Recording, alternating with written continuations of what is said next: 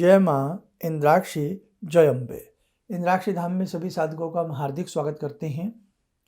इस अंक में हम बताने वाले हैं राजहंस योग के बारे में।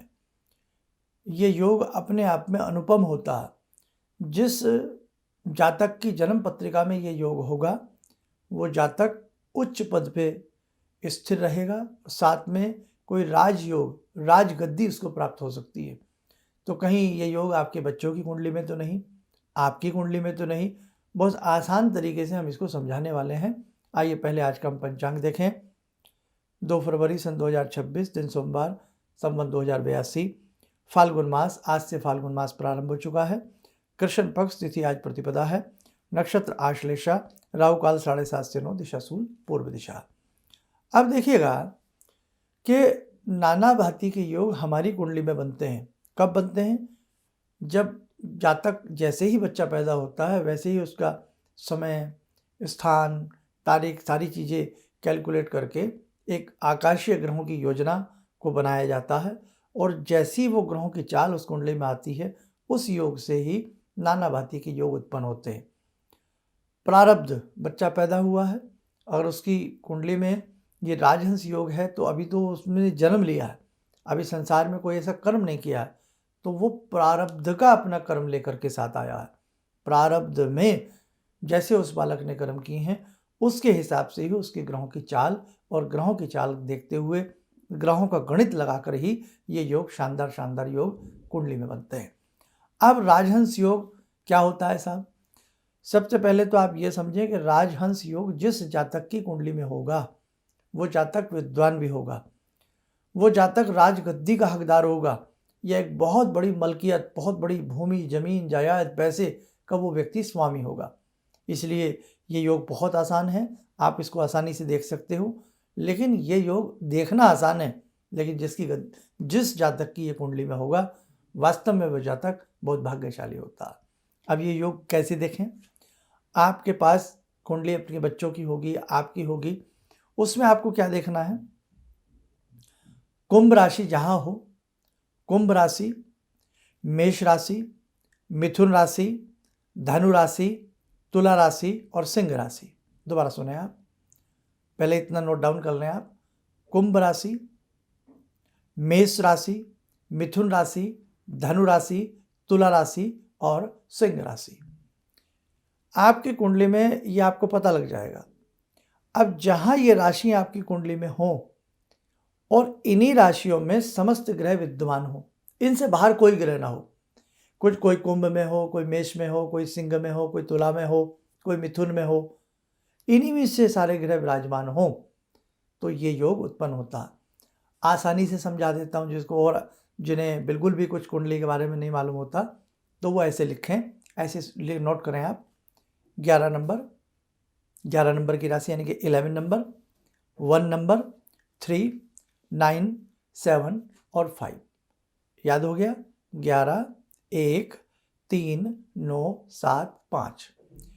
इन जहाँ जहाँ ये नंबर लिखे हैं आपकी कुंडली में, केवल इन्हीं नंबरों में सारे ग्रह हों, इन नंबरों से बाहर कोई भी ग्रह ना हो। आप ऐसे समझ लें, यानी कि इन राशियों से बाहर एक भी ग्रह ना हो, समस्त ग्रह इन्हीं नंबर्स में, इन्हीं अंकों में, इन्हीं राशियों में समाये हुए हों, तो राजहंस योग बनता है। अब आप देख सकते हो कि 11 नंबर में क्या है, 5 में क्या है, 7 में क्या है, 3 में क्या है, 1 में क्या है। और यदि एक भी ग्रह 2 में आ जाए, 8 में आ जाए, 10 में आ जाए, तो ये योग नहीं बनता। केवल इन्हीं राशियों में समस्त ग्रह समाये हुए हों तो राजहंस योग बनता है।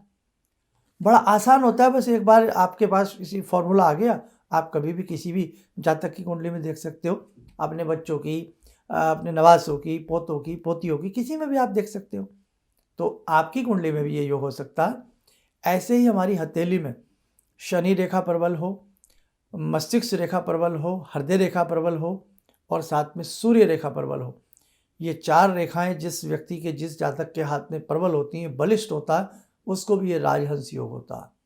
अब इसके अनेकों प्रकार के लाभ हैं।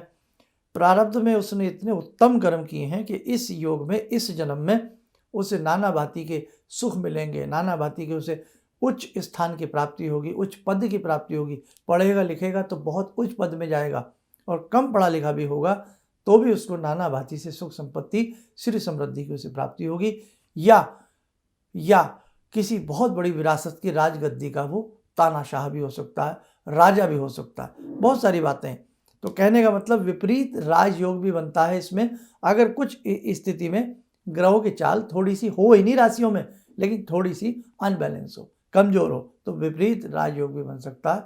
इसीलिए वो तानाशाही के योग में फिर वो बच्चा चला जाता है। बड़े अच्छे अच्छे योग आपकी कुंडलियों में होते हैं, इसलिए ध्यान रखना।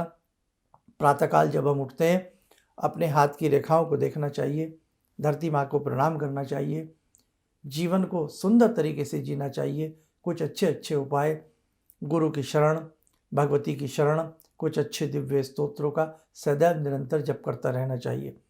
अच्छे काम करने चाहिए, पशुओं पर दया करनी चाहिए, मांस भक्षी नहीं होना चाहिए, प्योर वेजिटेरियन बनने का प्रयास करें, पशुओं पर दया करें और सबके दुख को अपना दुख समझें।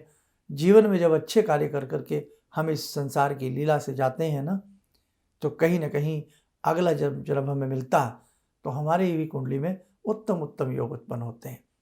वो तो हुई बाद की बात, लेकिन जब तक ये श्वासें हैं तब तक हमें उत्तम कर्म करना चाहिए, तो भी अच्छे योग हमारी कुंडली में या हाथ की रेखाओं में जन्म लेते हैं। इसी के साथ साथ एक संदेश, 22 फरवरी को शक्ति उपासना सत्र है। एक विशेष प्रकार का जगदम्बा का पूजन है, कष्टों के निवारण के लिए है, सुखों की प्राप्ति के लिए है। जो भी साधक इसमें आना चाहे जरूर आवे। और एक विराट पूजन है जो 5 अप्रैल का है, उसमें भी आप लोग आने का प्रयास जरूर करें। अपना नाम नंबर्स 11 बजे से लेकर के शाम 5 बजे के बीच में रविवार छोड़ करके आप लोग नोट डाउन करा सकते हैं।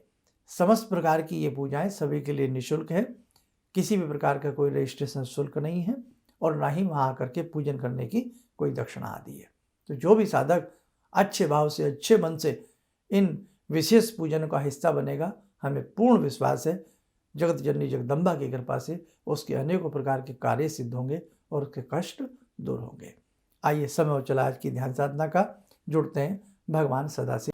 ॐ आत्मा त्वं गिरिजामती सहचरा प्राणा शरीरं गृहं पूजा ते विषयोपभोगरचना निद्रा समाधिस्थिते संचारपदयो प्रदक्षिणविधेः श्रोत्राणि सर्वागिरो यद्यात् कर्म करोमि तद्दखिलं शम्भोस्तवाराधनम् चन्द्रोद्भासितशेखरे स्मर हरे गंगाधरे शंकरे सर्पे भूषितकण्ठकर्णविवरे नेत्रोत्तवे स्वानरे दन्ते त्वकृतसुन्दरां वरदरे त्रैलोक्यसारे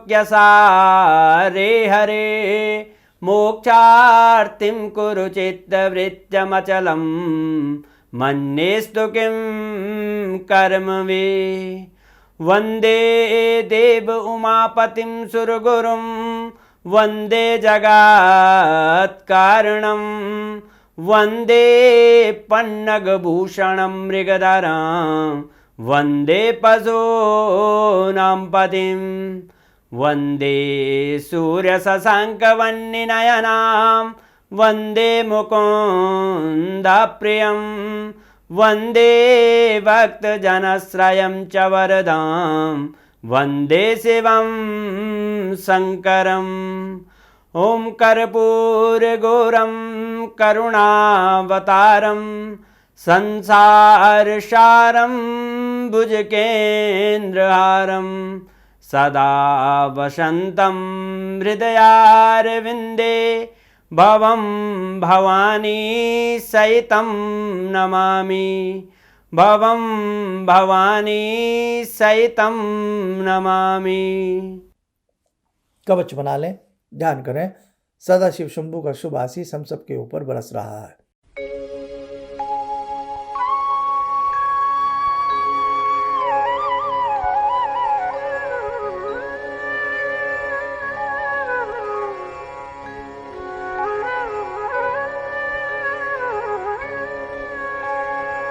ओम बोलते हुए नेत्र खोलें, सामान्य हो जाए।